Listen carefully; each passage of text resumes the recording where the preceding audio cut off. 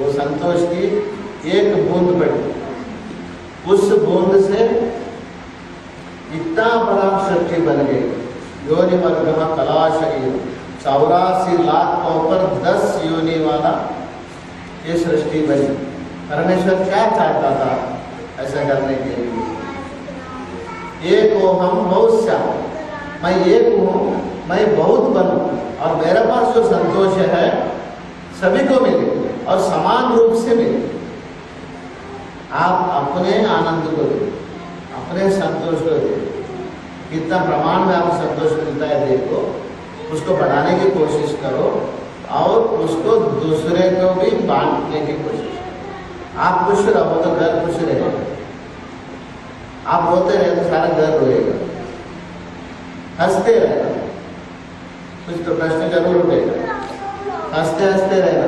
कैसा दुख में कैसा हंसता, दुखा में कैसा हंसता? नहीं प्रश्न उठता है। स्वामी जी आराम से बोले हंसते रहना, पागल जैसे हंसते रहना, लाफिंग क्लब वाले जैसा ऐसे नहीं आ हंसते जोर से। ऐसा कोई हंसने बोलता है?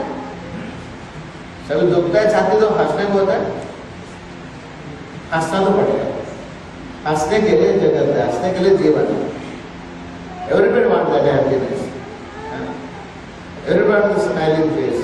Everybody like it. सहते सहते हंसना,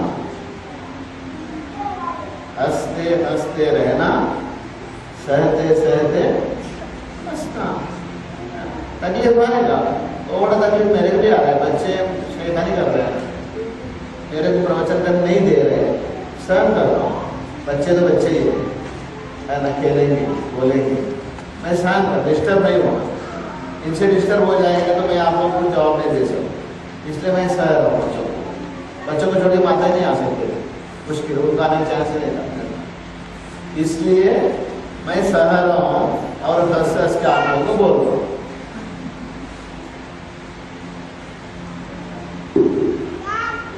ये प्रश्न है, how can we reduce the tendency to doubt in human nature? अपनी प्रकृति में हम डाउट की को कैसे कम कर सकते हैं? गीताचार्य को सुनना अच्छा है। वो कहते हैं संशय आत्मा विनश्य। डाउट, संशय करना नाश के कारण बनता है। बहुत संशय मत करो, संशय होना स्वाभाविक है, मानवीय मन है, संशय करता है। संशय विश्वास से बढ़ता है। श्रद्धावान लभते ज्ञान, विश्वास बढ़ाओ, संशय होते और ज्यादा विश्वास करो और ज्यादा प्रेम दो। किसी के ऊपर किसको संशय आया, प्रेम से संशय को खत्म कर। कोई भी शत्रु को भी उसको विश्वास दिया जाए तो वो प्रेम से बढ़ जाएगा, उसका गलत वो सुधर लेगा। सर अंगुली माला था, लोगों को उंगली काट काट के माला डालता था। बुद्ध को मिला, बुद्ध ने उसे बड़ा प्यार से समझाया, देखो भाई वो जाटा शाटा काटो, उसमें देखो दूध निकल रहा है, ऐसा तुम दूसरे का उंगली काटते हो तो उसमें खून निकलता है, उनको तकलीफ होता है, अगर तेरा सिर काटेगा तो कैसा रहेगा। उसका समझ में आ गया, प्रेम से समझाया। प्रेम से समझाओ, किसी व्यक्ति को अगर संशय हो गया तो उसको प्रेम से समझाओ, मेरा मन में थोड़ा डाउट है, कोई बात नहीं, एक्सप्रेस कर सकते, डाउट है भाई क्लियर करो, तो क्लियर करेगा, है ना। और प्रेम दो और प्रेम से पूछो और संशय निवारण हो जाएगा। संशय को कमी करने का एकमात्र साधन है प्रेम। दुश्मन को भी प्रेम से जीतने को होता है, राक्षस को प्रेम से जीतने को होता है, तो अपना लोगों को बढ़ाने वाले संशय को वो नहीं मिल सकते। आखिर लोग हमारे हैं।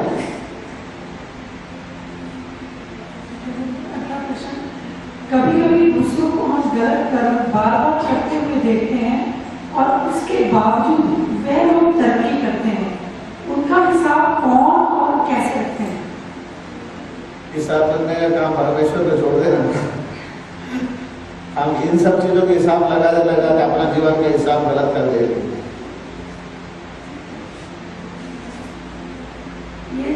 How can we bring happiness in our lives? How can we bring happiness in our lives? अपने जीवन में हम खुशी कैसे ला सकते हैं? मैंने पूरा अभी शुरुआत से 1 घंटे से यही बता रहा था। Next is there are तो बता दो हैप्पीनेस कैसा ला सकते हैं? दूसरे की तरफ देखने का कम करो। अब सदा के लिए कभी भी दूसरे की तरफ ही देखते रहते और रोने वाले की तरफ ज़्यादा देखना नहीं।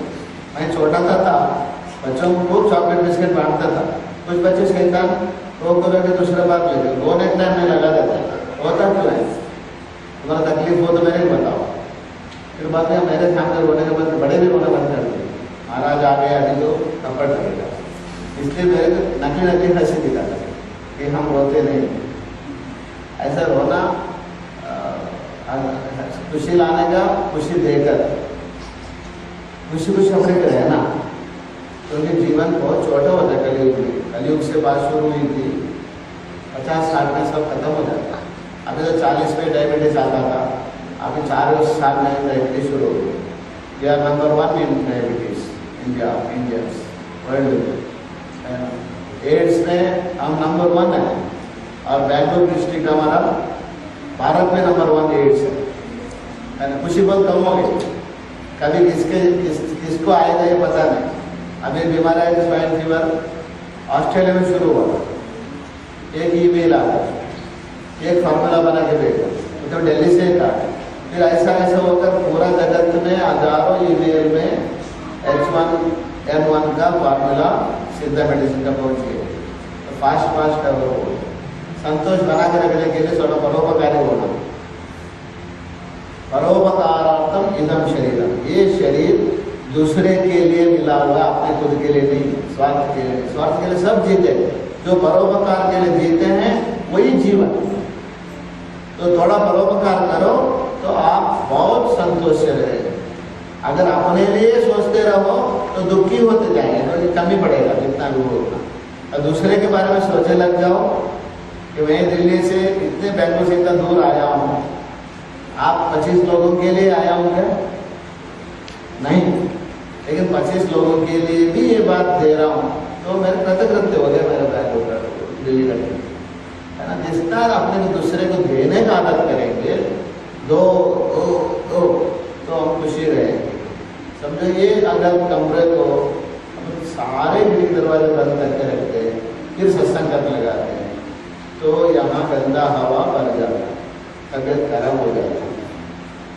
ऐसे ही अपना पास अगर संपत्ति है, पैसा है, कुछ भी है, दरवाजा थोड़ा खुला रखेंगे, जैसे हवा बाहर की हवा अच्छा हवा आएगा, बुरा हवा जाएगा।